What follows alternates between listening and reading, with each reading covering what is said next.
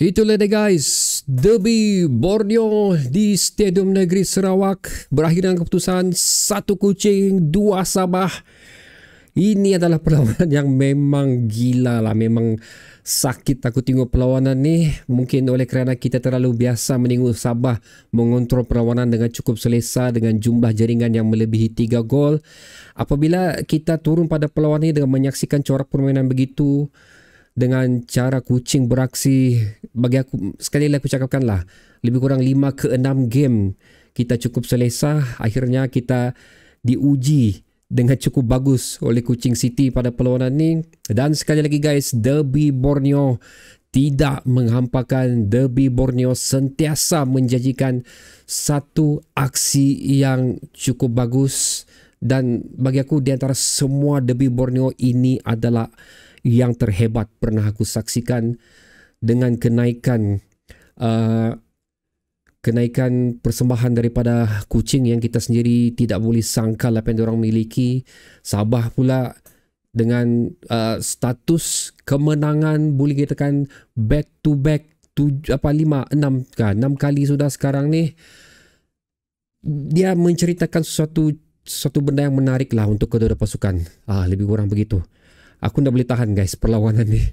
Lepas sejak Gaby score, aku buka baju secara kebetulan dua-dua buka baju. Lepas tu aku terus berdiri guys. Aku tak tahan tengok perlawanan tu. Itu yang aku boleh katakan lah, lebih kurang begitu. So before aku pergi Sabah FC, first of all untuk Kuching City, ini aku boleh bagi sama aku guys. Aku suka tengok kamu main, memang cantik. Seperti mana aku katakan, ideal bersama Kuching City. Pengambilan beberapa pemain import dan juga beberapa pemain tempatan menguatkan lagi Kuching City ni. Memang bagai pinang dibelah dua. Anda telah memberikan aksi yang cukup bagus untuk perlawanan ni. Aku boleh katakan Sabah beraksi tidak bagus dalam perlawanan ni. Tapi walau macam mana pun, again, siapa yang mengambil peluang yang dihidangkan di hadapan mata tu yang lagi penting. So tahniah sekali lagi untuk Kuching City. Aku suka tengok cara kamu bermain apa semua. Okay, untuk Sabah FC guys, kita cuma mengontrol bola, membuat serangan dengan baik untuk beberapa minit pertama saja. Selepas tu semua milik Kuching. Hanya ada beberapa minit saja kita berjaya mengambil perlawanan itu kembali, tapi diambil semula oleh Kuching guys. So last statistik aku tengok perlawanan ni, dominasi bola penuh kepada Kuching 68%, Sabah dalam 36. Kalau ngam matematik aku Sabah 32% dalam perlawanan ni. Membuktikan di sini Kuching bukanlah satu pasukan yang boleh dipandang rendah lagi dari singa Liga Super ni. Aku bukan aku mengatakan Sabah ni tak bagus, sudah bukan begitu. Tapi Kuching against tim yang berada di top 3 memberikan persembahan yang macam ni, seolah-olah mereka bertemu dengan pasukan yang berada di bottom table. Lebih kurang macam tu. Dan aku tidak salahkan Sabah juga, kerana ini adalah tuan rumah perlawanan ni. Kuching berada dalam momentum yang cukup bagus. Kembali pada Kuching pula. Jadi Sabah sebenarnya guys, walaupun aku katakan tadi, walaupun dominasi tinggi, tapi kalau tidak menyempurnakan peluang, amat bagus juga sekiranya Sabah mampu mengawal bola pada perlawanan ini, seperti mana perlawanan-perlawanan yang kita tengok sebelum ni. Kerana akibat kita tidak memegang bola terlalu lama, salah passing, kontrol bola yang tidak bagus, benda-benda macam itulah membuatkan Kuching City slowly mendapat confidence mereka dalam perlawanan ni. So itu adalah kesilapan besar yang dilakukan oleh Sabah FC. Bermain agak kelang kabut lah, itu aku boleh katakan. Pemain utama kita Sadio Ramdhani, Pedro, semua dikunci dengan cukup bagus di sepanjang perlawanan ni. Kita tidak nampak gerakan mereka yang seperti mana selalu kita perhatikan. Even overlap yang dilakukan oleh defender kita, normally kita akan dapat Daniel Ting dan juga Mingko pun tidak berlaku dalam perlawanan ni, kerana mereka perlu bertahan untuk menyerap serangan demi serangan yang dilakukan oleh Kuching City. Sepatutnya pun kita boleh mendahului lebih awal sewaktu sepak mula tu dilakukan, di mana Gaby telah dikasari, tapi pengadilan membuat keputusan tidak ada kekasaran dilakukan. Dan seterusnya pada separuh masa kedua, open goal milik Sadir Ramdhani dilambungkan tinggi pula oleh beliau guys. Itulah the only chance yang boleh membawa kita marah ke hadapan dan at least untuk berada selesa di dalam perlawanan ni.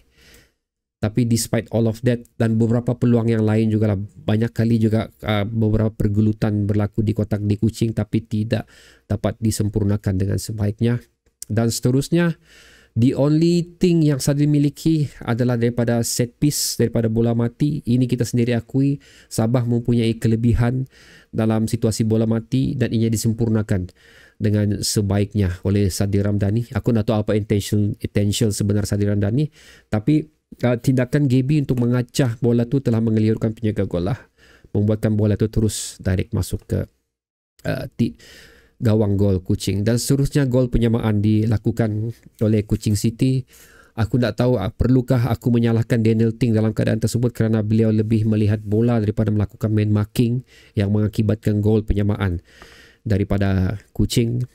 Dan apa yang paling penting di sini adalah Super Gaby guys, menanduk tanpa ada lawan yang dilakukan oleh pertahanan Kuching. Aku berkata mengenai kelebihan ketinggian beliau hasil daripada corner kick yang dilakukan oleh Farhan. Oh gila, memang sakitlah.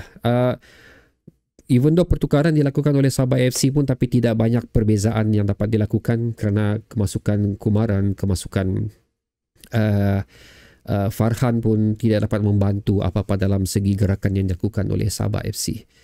So aku nak tahu ini adakah boleh katakan nasib sekali lagi pada perlawanan ni, kerana kita telah memecahkan rekod tanpa kalah Kuching di stadium mereka, dan kedua kita telah mengekalkan juga rekod kemenangan back to back di Derby Borneo untuk Sabah dan juga Kuching City ini guys.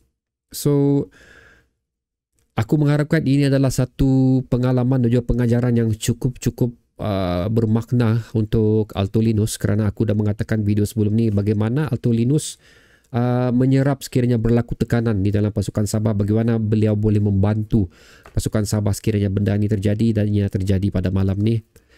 Dan aku rasa beliau tangani dengan cukup bagus lah.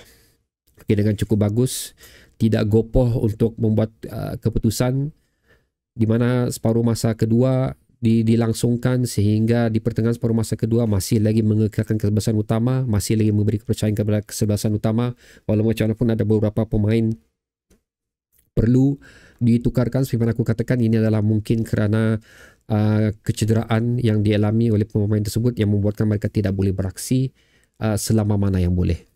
Lebih kurang macam tu.